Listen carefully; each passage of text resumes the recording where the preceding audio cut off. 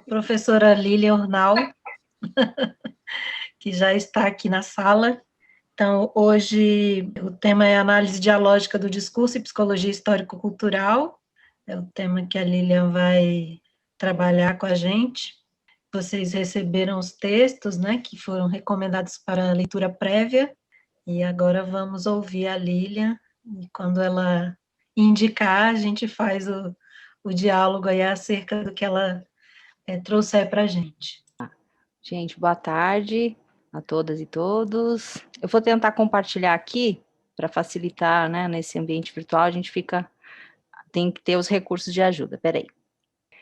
Bem, então, a ideia da aula de hoje é falar um pouco sobre essas aproximações entre a análise dialógica do discurso, né, e a psicologia histórico-cultural. Então, foi difícil achar um texto que eu tivesse aí uma demonstração, né, um exemplo de como proceder, porque geralmente os textos da análise do discurso, eles são mais teóricos, né, conceituais. Então, achei que esse da Beth Bright, ele traz aí um exemplo, né, mas ele também não trata dos conceitos, né, ele não dá conta de abordar todos os conceitos, né, e nem a gente vai conseguir falar de tudo aqui. Então, a análise do discurso, assim, a gente não vai falar de uma técnica aplicada, né, assim, a gente vai falar um pouco dos princípios. O que eu pensei é falar um pouco desses conceitos, desses princípios orientadores, né, que guiam, assim, o nosso olhar, o nosso construir da pesquisa, mas que não é uma técnica aplicada, né, a própria Elizabeth Bright fala disso, né, não é um modelo único que a gente pode pensar. E é o jeito que a gente tem feito, enfim, também, como o Marcelo falou, não é o modelo mais certo, mais correto, é uma das interpretações possíveis, né, que existem no campo da análise do discurso e da psicologia. Então, o que é a análise do discurso, né? A análise do discurso, ela se pressupõe a olhar um pouco as entrelinhas que compõem o discurso, né? Então, na análise de conteúdo, geralmente a gente se concentra em olhar o que o texto, né, ou aquela produção verbal, enfim, o que ela significa. Na análise do discurso, geralmente a gente busca aí além desses sentidos, entender como eles foram produzidos, né? Então, que contexto interativo foi esse? Que ideologias estão ali postas? Que práticas sociais estão ali presentes naquilo que não está necessariamente sendo dito, mas está né, não está verbalizado necessariamente, mas está ali presente. Que estruturas sociais são essas? Que hierarquias sociais estão pressupostas nas interações entre as pessoas, né, entre os falantes, enfim, se for uma análise de uma situação verbal ou textual, enfim, que tipo de estilo de gênero do discurso é esse, né, que ele é escrito, ele é verbal, enfim. Então, necessariamente, toda análise do discurso, ela é pautada numa perspectiva teórico-epistemológica, né? Não existe uma análise do discurso sem uma vinculação. Então, nós vamos ter sempre uma análise do discurso, ou ela é a partir do Foucault, ou ela é a partir da psicanálise, ou ela é a partir da escola francesa, do tripé do estruturalismo francês, né? Do Péchet, Althusser e o Lacan, ou ela é, então, uma análise do discurso a partir do círculo do Bakhtin, né? Como é essa proposta dialógica do discurso. Também existem interfaces, né, pessoas que trabalham com psicanálise e Foucault, ou Foucault e Bakhtin, tá? Então, existem inúmeras possibilidades de diálogos, né, e que caminham a partir das interpretações que a gente vai dando desses autores. Bem, então, no caso da análise dialógica do discurso, né, ela se pauta, então, nesses três autores, que são o Bakhtin, o Voloshinov e o Medvedev. Então, eles não elaboraram necessariamente uma técnica, né, de análise. O que eles fizeram foi justamente construir uma filosofia da linguagem e princípios metodológicos, que é um pouco o que a Beth Bright traz lá, né, que é a famosa página 124 do livro Marxismo e Filosofia da Linguagem, que é um livro bastante importante do Bakhtin. E então ela tem uma forte vinculação, a análise do discurso, com a linguística. Na psicologia, a gente acaba usando até outras nomenclaturas, a gente acaba, às vezes, não dizendo que está fazendo análise do discurso, a gente fala que está usando Bakhtin e Vygotsky, por exemplo, mas para não entrar também nesse campo, que é um campo da análise do discurso que também caminha para, por exemplo, análise sintática, análise das palavras, enfim, coisas que não necessariamente podem ser o nosso foco, né? Em alguns momentos podem ser. Violete, pode passar para a página 3.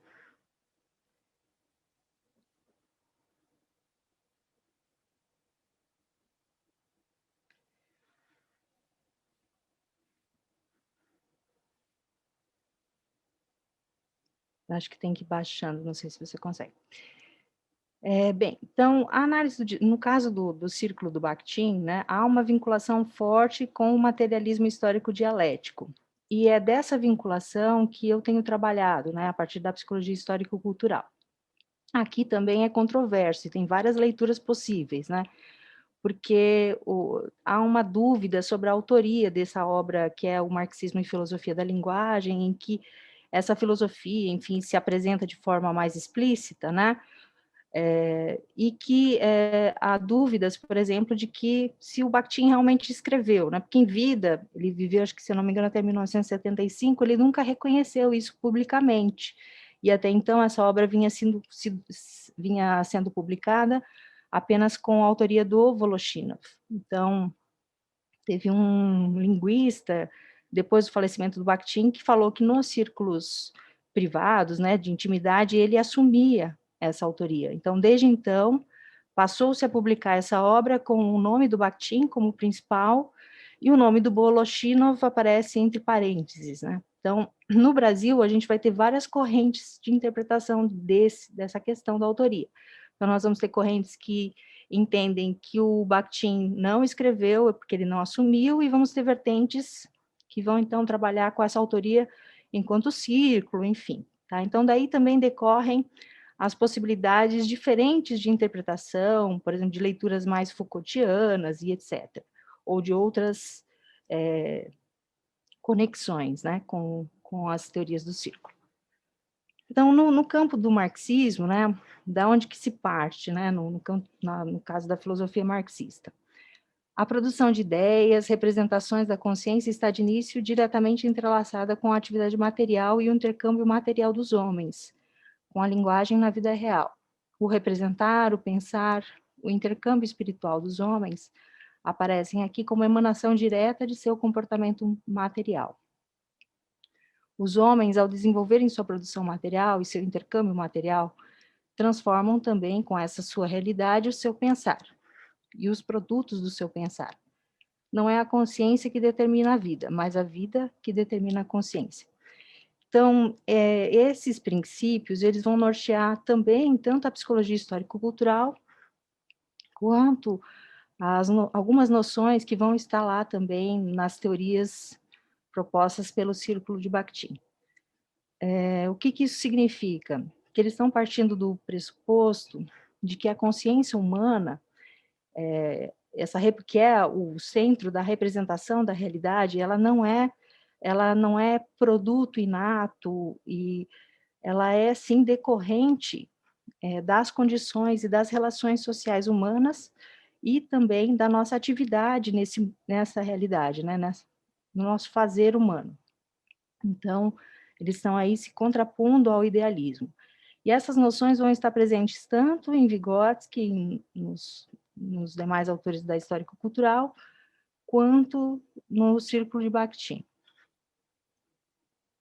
Bakhtin, inclusive, vai combater, né, o subjetivismo idealista, que pressupõe que a linguagem é criada, né, pelos indivíduos, e que ela é pura criação individual, subjetiva, e também vai combater, por outro lado, os objetivistas, que acreditavam que a gente se apropria da língua de forma passiva, né, e a gente se apropria das estruturas, enfim. Ele também criticava essas duas vertentes. Então, na filosofia marxista, a linguagem é tão antiga quanto a consciência. A linguagem é a consciência real, prática, que existe para os outros homens e, portanto, existe também para mim mesmo. A linguagem nasce como consciência da carência, da necessidade de intercâmbio com os outros homens. Pode passar, Ivonete, é o próximo. Então, o que significa isso? que o caso da linguagem, isso vai estar também em Bakhtin, é que ela é tanto um processo que garante o intercâmbio, nossas trocas sociais, quanto ela também é formativa dos nossos processos, do nosso psiquismo, dos nossos processos conscientes. Isso vai estar também lá no Vygotsky, muito bem explícito, essa dupla função que a linguagem tem. Então, aqui estão os autores, né, da psicologia histórico-cultural. Eu não vou conseguir falar das diferenças, enfim, do que cada um pensava exatamente sobre a linguagem, então eu vou me concentrar um pouquinho mais no Vygotsky. Então, a psicologia histórico-cultural, ela vai se propor a fazer uma teorização sobre a constituição do psiquismo humano, justamente pensando esses processos em sua gênese social, histórica e cultural, que estão imbricados à atividade humana. Então, eles estão buscando uma superação da cisão que foi estabelecida por Wundt, em que os processos fisiológicos, que eram, então, capazes de serem mensurados pelos métodos das ciências duras, né, da ciência objetiva, se contrapunha, então, aos processos psicológicos chamados de superiores àquela época, e que eram, então, decorrentes desses processos culturais e sociais. Então, o Wundt, ele não conseguiu estabelecer a conexão, ele criou essa cisão, e ele é considerado também o pai da psicologia social pela obra, né, da psicologia dos povos, em que ele vai estudar esses elementos culturais, do processo de formação cultural. No entanto, ele não consegue explicar como é que isso se imbrica, né? Ele não consegue explicar os processos psicológicos para além dos processos elementares, que eram aqueles mensurados pelo estímulo e pela resposta, enfim, né? Pela ideia do reflexo e etc., o que havia naquela época de conhecimento. E, então, nesse sentido, a psicologia histórico-cultural vai estabelecer, a partir dos seus estudos e suas teorizações, que os processos psicológicos humanos, eles são necessariamente culturais, e eles, então, são chamados de processos psicológicos superiores, porque eles pressupõem processos de aprendizagem. Então, a gente nasce, sim, com processos elementares, mas que vão sendo desenvolvidos ao longo do nosso desenvolvimento humano, né? E a partir dessas apropriações culturais. Então, aí, todos os seus processos, memória, linguagem, o pensamento, a afetividade, a imaginação, etc., todos eles, então, vão passar por essa dimensão, por esse atravessamento cultural. E isso vai se dar necessariamente pelo processo de mediação semiótica. Então, assim como a humanidade criou instrumentos, né, para mediar a sua relação do trabalho com a natureza, a gente também criou instrumentos simbólicos que nos ajudam a representar essa realidade. Então, e esses instrumentos simbólicos, os signos, né, os sinais, os símbolos numéricos, a linguagem oral, escrita, etc., é que então vão passar a ter essa dupla função, tal como pressupõe a filosofia marxista, que é tanto o intercâmbio, né, a possibilidade de contato, de relação com o outro, quanto a nossa constituição dos processos conscientes. E aí entra a lei máxima, né, da psicologia histórico-cultural, que é tudo que é intrapsicológico foi antes algo de uma relação entre duas ou mais pessoas, foi antes interpsicológico. Bem, então, nesse sentido, dada a importância dos processos dos signos, né, da mediação semiótica na constituição do psiquismo, a linguagem, então, aparece como com uma importância bastante significativa, né? Então, o desenvolvimento da linguagem, né, quando a gente vai se apropriando ao longo do nosso desenvolvimento, né, não só da fala, mas a gente também vai desenvolvendo não só a pronúncia, os sons, mas a gente também vai desenvolvendo os significados dessas palavras, né, os conceitos e assim por diante. Então, esse processo de apropriação da linguagem, que é um processo ativo, nunca é só passivo, né? Nós nos apropriamos do que as gerações que estão aqui e as anteriores nos oferecem, né, de conhecimentos, enfim, de possibilidades de trocas culturais, mas também esse processo é individualmente ativo. Cada um de nós, então, constitui uma capacidade própria de representação.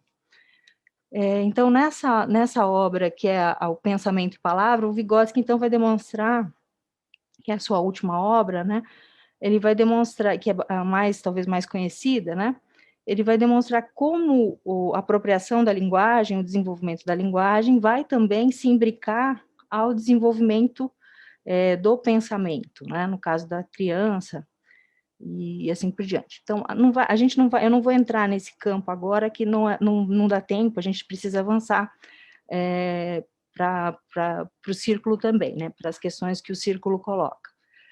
Mas a outra questão que é central nesse texto é que ele vai trazer a definição dos processos de significação. Então, para ele, a palavra desprovida de significado, ela não é uma palavra, é um som vazio. Logo, o significado é o traço constitutivo e indispensável da palavra. Então, toda palavra ela é uma generalização, um conceito, né, que é ao mesmo tempo um processo da linguagem quanto do pensamento. Então, a palavra, nesse caso, o significado da palavra, garante o entendimento mútuo, o compartilhamento, a comunicação e, ao mesmo tempo, o processo individual ativo de apropriação e representação da realidade, como eu já havia colocado. Então, aqui nesse texto é que ele vai fazer a distinção teórica, né, conceitual, entre sentidos e significados. Ele vai se basear em Paulião, um outro teórico, e vai dizer que os sentidos das palavras é um conceito mais amplo, é aquilo que são várias camadas de sentidos, né? Ele abarca várias camadas da significação. Então, envolve esse processo individual de representação de cada um, pessoal, mas também envolve os processos contextuais, quer dizer, com quem que eu estou falando com quem, né? Que contexto é esse? Então, a relação que eu estabeleço com essas pessoas, o social, também no sentido mais amplo, e também envolve uma outra camada, que é essa conceituação mais estável. Então, os significados seriam essa camada dentro dos sentidos que teria essa ideia mais de um conceito mais estável.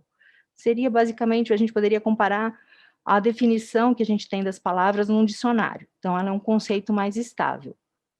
Então, essa definição é uma das camadas. No entanto, no momento de uma interação verbal, vamos pensar assim, esse significado pode ser completamente oposto até do que está posto no dicionário. Então, a depender do que nós estamos falando, do grau de intimidade que nós temos, né?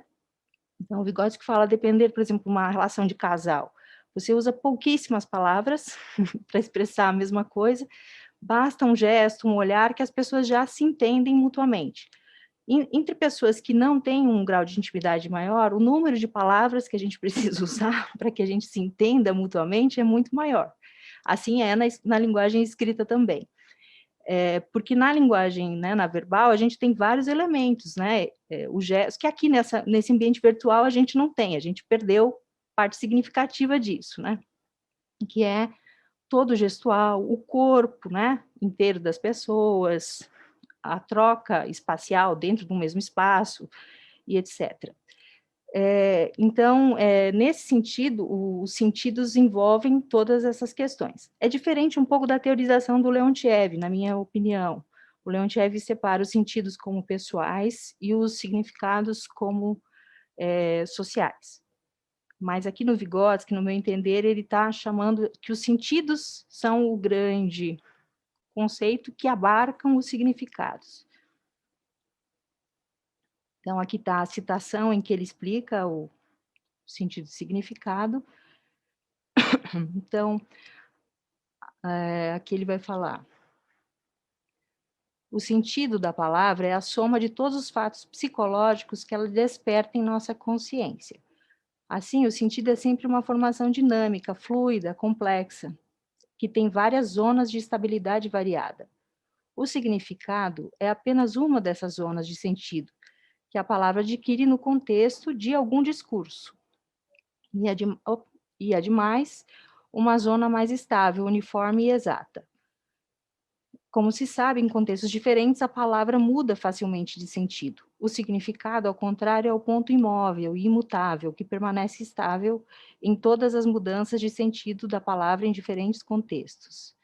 O sentido da palavra é inesgotável, a palavra só adquire sentido na frase, a própria frase só adquire sentido no contexto do parágrafo, e o parágrafo no contexto do livro, o livro no contexto de toda a obra do autor. Então, acho que para demarcar essa condição contextual da produção dos significados, né, ou, nesse caso dos sentidos, né, para usar a palavra mais precisa que ele usa. Isso tem muita relação com o que o Bakhtin e o seu círculo propõe, né, a dimensão de que a significação ela é sempre ela é uma eventualidade, né, ela é sempre um evento único e irrepetível. Então, por exemplo, esta aula aqui que a gente está tendo agora, embora eu possa reaplicá-la, ela é única, não, eu posso repeti-la. Tudo bem que a gente, usando a linguagem técnica, a gente acaba tendo menos elementos, né, de produção de outros significados, digamos assim. Mas, ainda assim, ela nunca vai ser exatamente igual. Então, é nesse sentido que os significados, eles só podem ser entendidos nessa relação do contexto em que eles foram pronunciados. E o Bakhtin também chama bastante atenção para estas dimensões. Então, na dialética dos processos de significação, que se propõe a psicologia histórico-cultural, a gente poderia dizer que é sempre uma dialética entre o interno e o externo, o intrapsíquico e o interpsíquico, né, relacional, a consciência, o pensamento e a comunicação, a autoconsciência e a alteridade, o contexto, subjetivo e o objetivo, a representação, o simbólico, ideológico e o material, o individual e o coletivo, o singular, particular e universal. Então, é sempre nessa produção dialética. Isso tem bastante relação com o que também se propõe o círculo. Até aqui tudo bem? Vocês estão me ouvindo? Estou falando rápido? Tudo bem? Tá bom, tá bom. Tá, legal. Bem, então vamos para o círculo.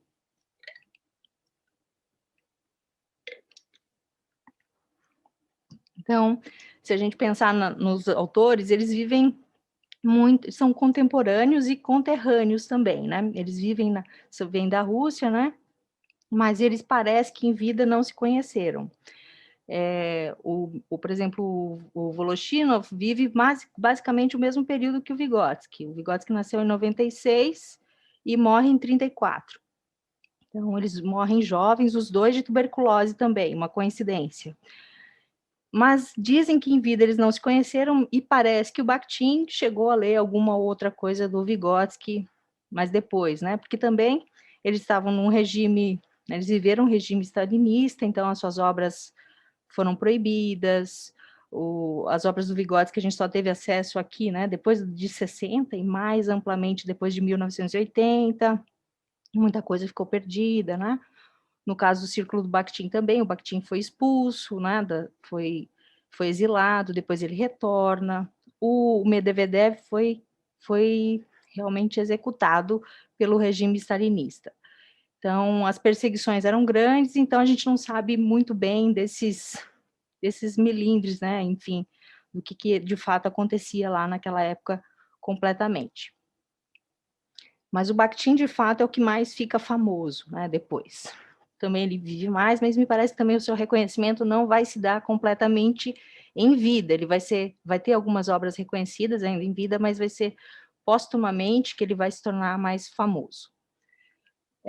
Bem, então, dentre as possibilidades de diálogo, né, que existem com a psicologia histórico-cultural, né, então a gente tem aí que o círculo ele vai discutir muito centralmente aquilo que o Vygotsky acaba não tendo a oportunidade de continuar também, não sei se ele continuaria, de que forma ele continuaria, né? Mas o fato é Lilian, que... Oi? por que chama o círculo assim? Por que tem esse nome? Isso também foi dado depois. É como se fosse, por exemplo, o Vygotsky, lá eles chamam de troika, que é o trio. São pensadores que eles tinham uma forte afinidade teórica e eles se reuniam Ah, tá. e escreviam. Também naquele momento, na União, enfim, na União Soviética, eles tinham propostas mais coletivas, né? Inclusive, tem uma discussão sobre isso, em que medida o Bakhtin assume a autoria, porque também era uma discussão que eles estavam fazendo, assim, dessa dimensão coletiva, da autoria. Mas há também discussões sobre isso, por que juntar essas pessoas? Mas eram porque eles tinham propostas teóricas, eles se reuniam com frequência, mas eles mesmos não se chamavam de círculo. Isso foi dado Ah, tá, depois. mas eles se reuniam, mas eles não falavam nós somos círculo, né? Não, é como se fosse, talvez hoje a gente chamar o grupo de pesquisa tal, ou alguma coisa nesse sentido, o grupo da universidade tal, que a gente já sabe que tem alguma afinidade X ou Y, seria mais ou menos por aí. Mas realmente acho que é muito mais nosso essa reunião do que propriamente deles, talvez, né? Não sei. Tem isso, a Tá troika bom. também da Aham. psicologia histórica e cultural é a mesma coisa. Bem, então a preocupação do Bakhtin, né, central na sua filosofia da linguagem, construir uma teorização sobre a linguagem da vida real.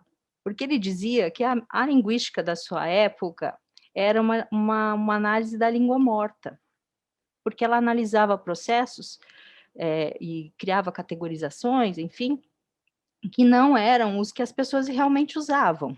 Então, se a gente pensar na nossa gramática, né, a gente primeiro aprende a falar, aí a gente aprende a escrever, e só depois a gente vai aprender as regras gramaticais, né? Então, e ele dizia que essas regras eram, e muitas delas, né, elas eram forçadas, elas não eram assim que as pessoas usavam espontaneamente a linguagem. Então, é por isso que também é chamada de uma metalinguística, acho que essa palavra também aparece lá no texto da Elizabeth Bright. Ele estava preocupada com o discurso, com o uso que as pessoas fazem efetivamente da linguagem. Então, e como os grupos sociais, então, usam essa língua e fazem uso, enfim, produzem seus discursos, né, no seu cotidiano, na sua vida real. E aí ele vai criticar aquilo que eu já falei, né, que a linguagem, então, ela não é um fenômeno psicológico, individual, de uma criação individual, mas tampouco é apenas um sistema de normas que a gente aprende a usar. Então, há aí um processo que é de trocas, mas também é um processo de produção. Existe, sim, uma autoria, ele afirma essa autoria individual, no entanto, essa autoria ela nunca é puramente individual, ela é sempre uma autoria pautada em inúmeras vozes, né? Então, tudo que eu produzo hoje tem a ver com tudo que eu já ouvi, seja de outros teóricos. Então, é nesse sentido que a pontuação da dimensão social da linguagem é bastante relevante, né, para a teoria do círculo. Então, aqui uma citação do Bakhtin. Na realidade, não são palavras o que pronunciamos ou escutamos, mas verdades ou mentiras, coisas boas ou más, importantes ou triviais, agradáveis ou desagradáveis. A palavra está sempre carregada de um conteúdo, ou de um sentido ideológico ou vivencial. É assim que compreendemos as palavras, e somente reagimos àquelas que despertam em nós ressonâncias ideológicas ou concernentes à vida. A prática viva da língua, então, não depende desse sistema normativo, implica necessariamente os conteúdos ideológicos específicos. Então, aqui entra a dimensão simbólica ideológica, dos valores que a gente atribui e que a gente aprende a dar aos diferentes conceitos que a gente aprende. Então, tudo tem um valor social. E é isso que ele se interessava por entender que ideologias, o que está por trás disso que a gente diz, no sentido mais amplo dos temas sociais amplos que a gente pode estar falando aí no nosso cotidiano. Então, o signo, ele reflete e refrata a realidade. Ele detém, então, uma realidade física, ele é material, né? Daí vem a dimensão do materialismo histórico. Então, todo signo, se ele for verbal, ele tem uma sonoridade, ele tem um som, então é uma dimensão física material. Ou ele é digitado, escrito, também aí existe o elemento material objetivo. E, ao mesmo tempo, ele é ideológico representacional. Então, o Bakhtin, ele vai falar muito num conceito que é de enunciados. Então, o que a gente faz na análise do discurso da proposta ideológica é análise de enunciados. Isso é bastante comum a gente ouvir. E o que é o enunciado? Para o Bakhtin, é a menor unidade de sentido, e que ela tem a ver com uma ideia de conclusividade. Então, pode ser uma única palavra, ou pode ser um texto inteiro, uma aula inteira. O que define a conclusividade é quando há troca de interlocução. Então, por exemplo, eu estava aqui fazendo a exposição. Enquanto eu não finalizo essa exposição, isso aqui pode ser considerado um enunciado único. Quando o Marcelo fala comigo e faz uma pergunta, aí houve uma primeira conclusão do meu enunciado, digamos assim. Então, quando há alternância, é que se entende que há um enunciado concluso. É diferente da ideia de oração, de frase, né? Porque aí ele entende um todo único de sentido. E aí esses enunciados, eles sempre estão numa cadeia dialógica. Então, para o Bakhtin, existe o diálogo no sentido estrito, esse que a gente está acostumado a usar, que é esse da relação face a face, né? E que pressupõe alguém que fala, alguém que responde, aí o outro responde a partir disso que esse fala. Então, existe réplica e assim por diante. No sentido amplo, para o Bakhtin, não existe nenhum tipo de discurso que não seja dialógico. Então, mesmo que ele não seja face a face, porque ele está preso a essa cadeia enunciativa. Ou seja, vamos pensar lá no Freud, né? O Freud escreve a sua obra.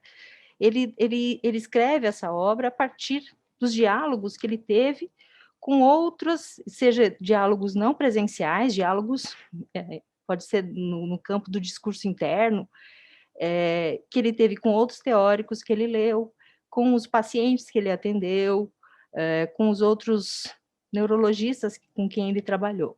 Então, ele produz essa obra autoral, que ninguém vai produzir igual ao Freud, nunca, jamais, mas que ela faz parte, então, dessa cadeia enunciativa e que também faz parte de um contexto histórico específico. Ele pensou aquilo num dado momento em que aquelas questões fizeram a ele, deram a ele uma necessidade de produzir alguma resposta, de produzir algo sobre isso, então, de dialogar com essas questões. Então, pode passar, Iolete. Então, nesse sentido, todo discurso é dialógico, né? Opa, para frente, esse foi para trás. Aí, deu certo. Eu que fui aqui errado, peraí. O meu, tô paralela aqui. Além disso, então, para a gente analisar o enunciado, ou o discurso, né? A gente precisa entender a dupla dimensão de todo enunciado. Ele tem uma parte verbal e uma parte extraverbal. Então, a parte verbal é aquilo que está presumido, que está dito, né? E aí tem a ver com a forma, com a entonação que a gente usa, no caso, se for uma linguagem verbal, qual a eleição das palavras, a disposição dessas palavras na oração, no enunciado que a gente está usando.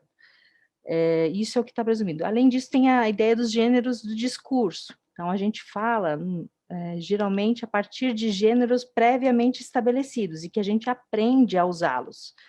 Na linguagem cotidiana, ele chama isso de gêneros primários, né? São esses que a gente aprende a falar espontaneamente.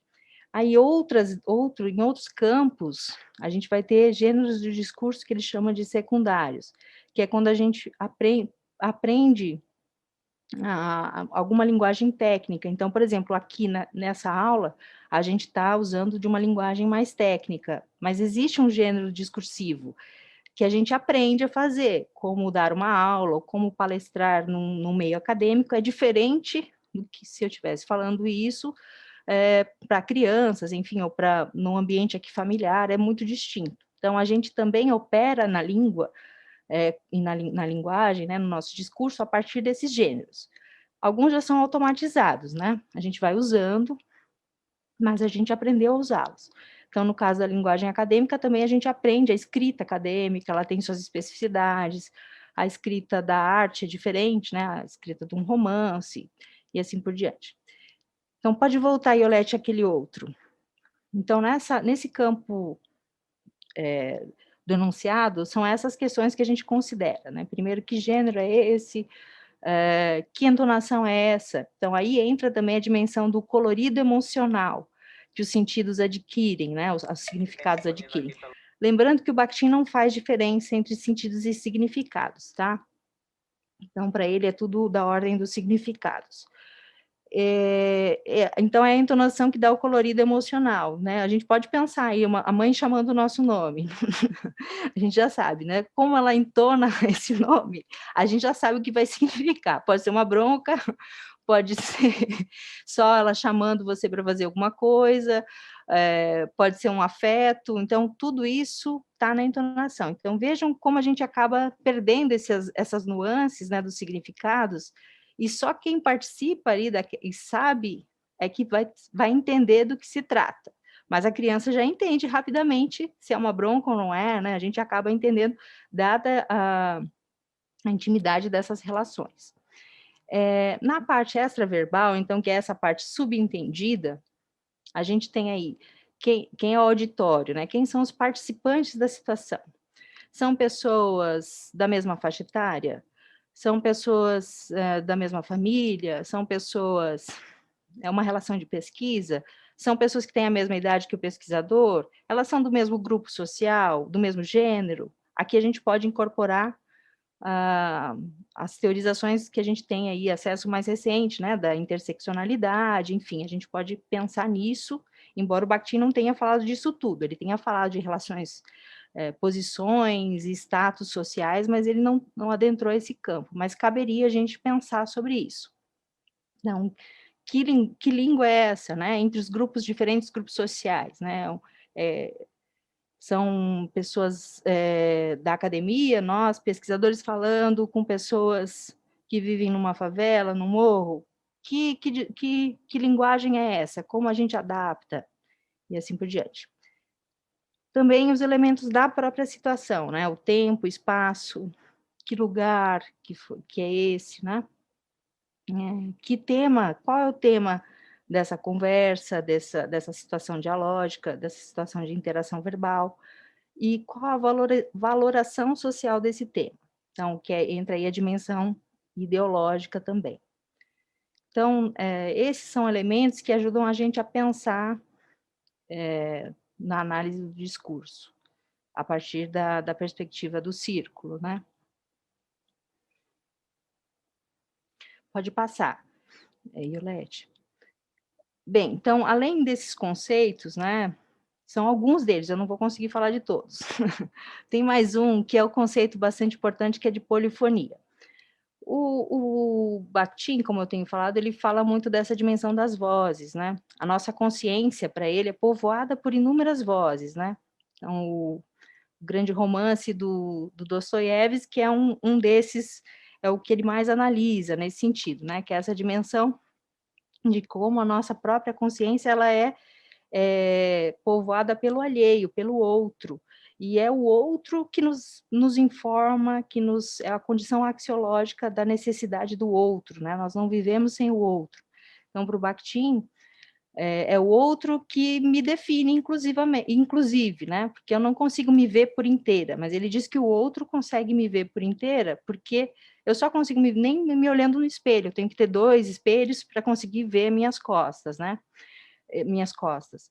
No caso, quando eu vejo vocês, ou vocês me veem, embora aqui no ambiente virtual a gente também não consiga se ver por completo, e acho que essa é uma grande questão para a gente pensar nessas aulas, enfim, nas formas como a gente pode se relacionar na pandemia, tem também essa limitação do virtual. A gente não se vê por inteiro. Então, dada a importância do outro na concepção de linguagem do Bakhtin, a ideia de polifonia também entra aqui como bastante um conceito bastante difundido, que é a ideia de que existem múltiplas vozes. Esse conceito, ele tem, às vezes, ele tem bastante relação com o conceito de dialogismo, mas tem autores que diferenciam esse conceito. Ele diz que, no caso da polifonia, não é só vozes que estão em contraposição, respondendo, ou se contrapondo, questionando, ou confirmando, enfim, entrando em conflitos. Então, são vozes que, na realidade, teriam aí uma ideia de equipolência. Elas são relativizadas, não há nenhuma voz que é verdadeira. Então, ele vai usar esse conceito para analisar os romances do Dostoiévski, em que nem o narrador assume qual é a voz verdadeira, final, que é a vitoriosa, né?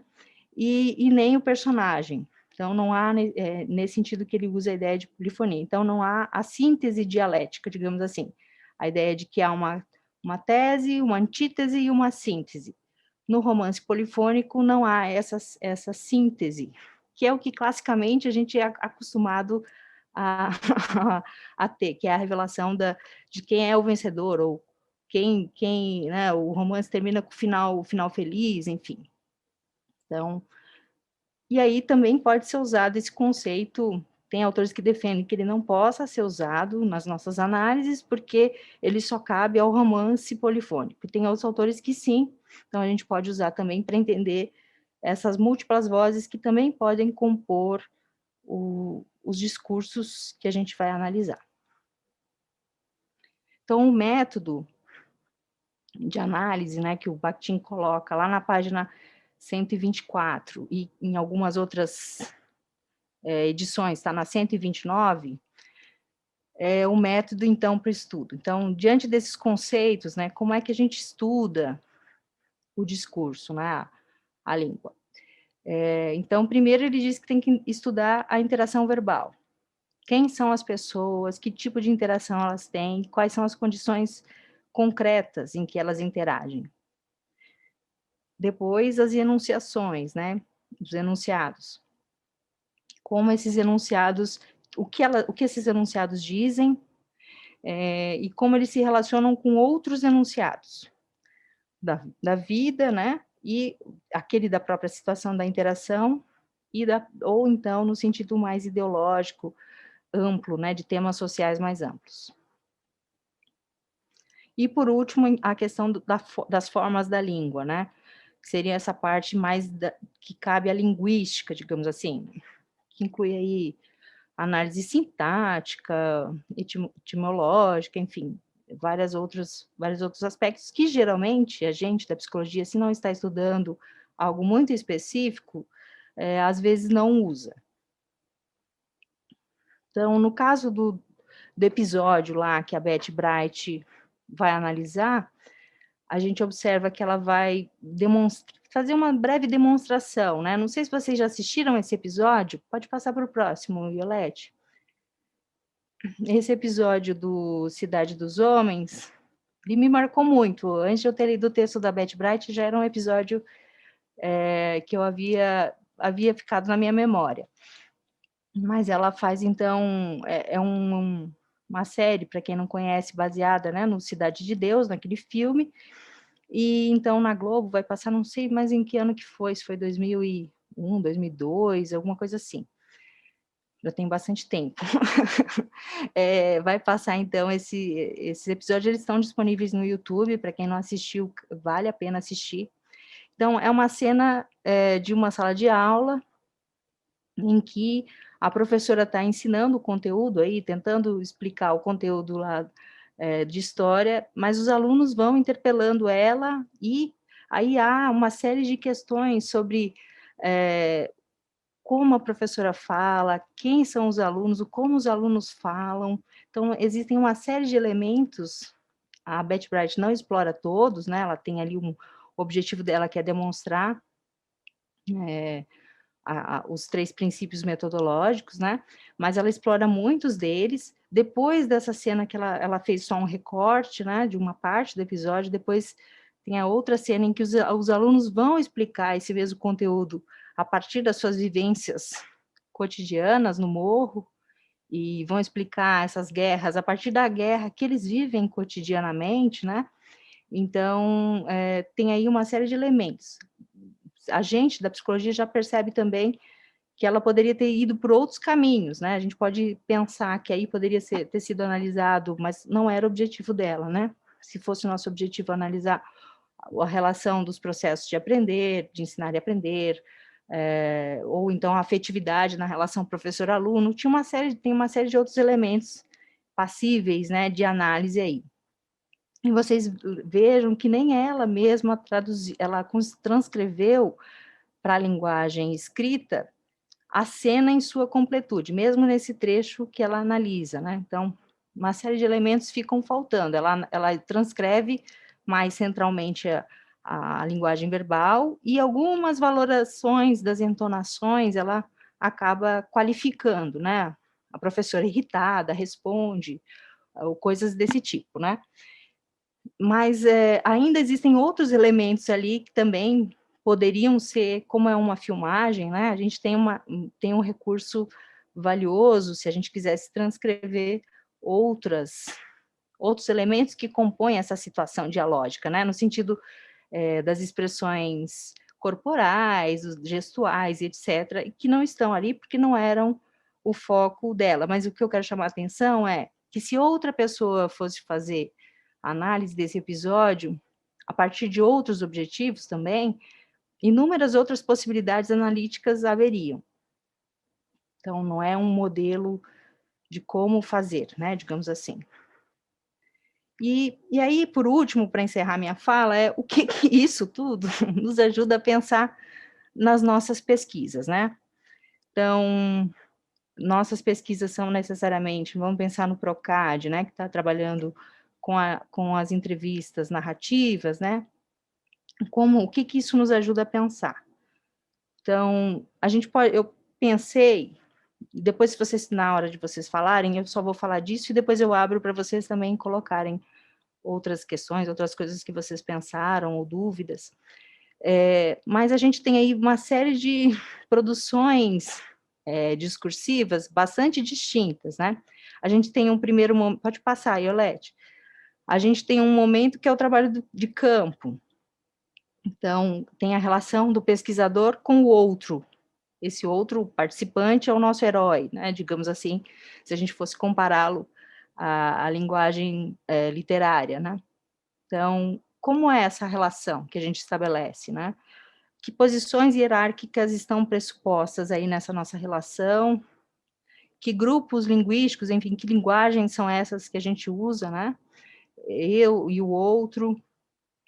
É uma situação concreta, no caso de uma entrevista de interação verbal, né? Pode ser uma observação também, tem interação verbal. O contexto de produção discursiva, então, que relações microsociais, né? O que é esse contexto específico, onde nós estamos? Agora é o ambiente virtual. Então, como é isso? O que isso afeta, né, na nossa relação com o outro? Como seria diferente? Como é diferente numa relação presencial?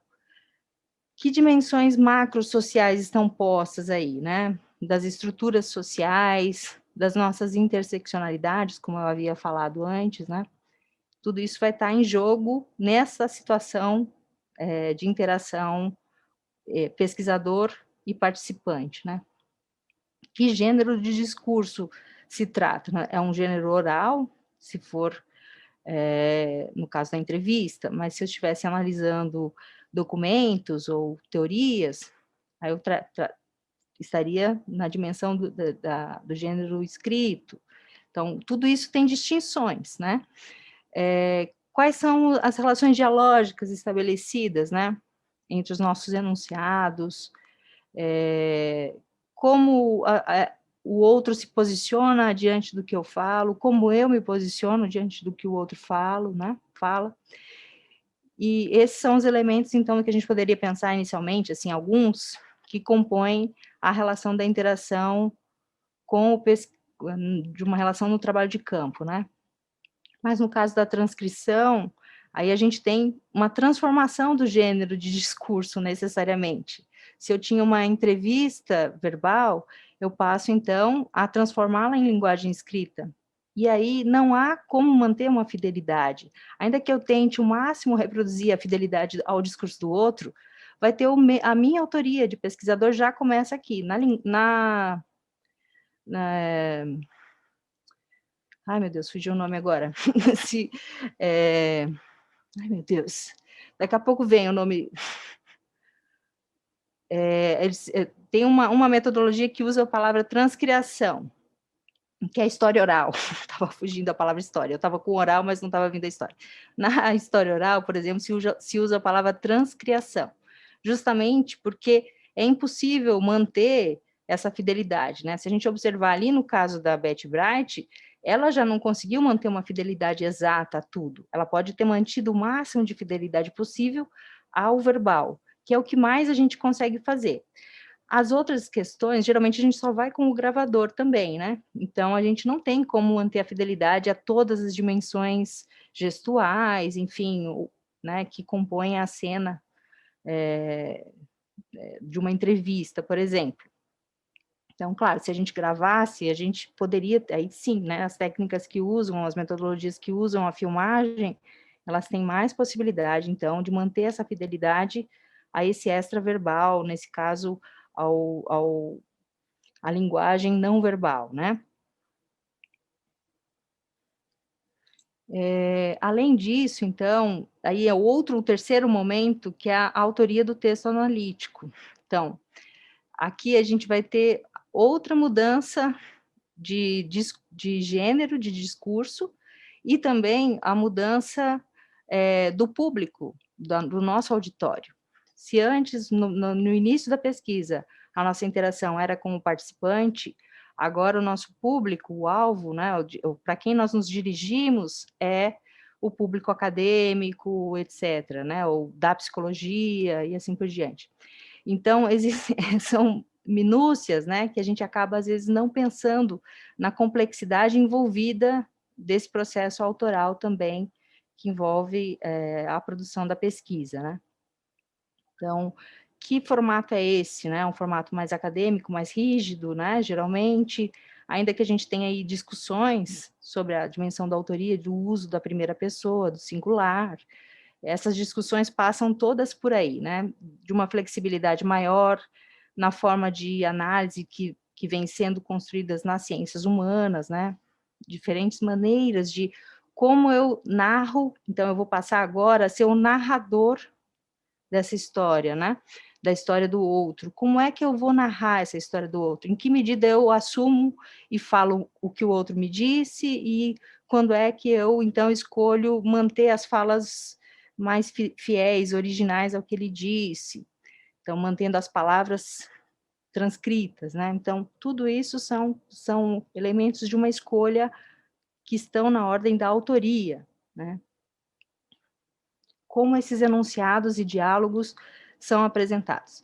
Então, uma coisa que é interessante, se a gente pensar na análise do discurso, é que, geralmente, como a gente pensa que é uma cadeia de enunciados, também importa, às vezes, colocar, quando a gente vai transcrever ou vai citar a parte que a gente vai analisar, é colocar a pergunta também. A resposta que a pessoa nos dá, no caso de uma entrevista semi-estruturada, vamos pensar lá, em que há uma pergunta e uma resposta, ou então em que há alguma intervenção mais efetiva do entrevistador, é interessante que ela apareça também, porque é sempre a ideia da responsividade. Então, por que a pessoa falou disso? Porque houve uma pergunta ou algum direcionamento nesse sentido. Então, em algumas situações é também importante que se coloque a relação com pesquisadores esteja ali posta também nas citações que a gente usa.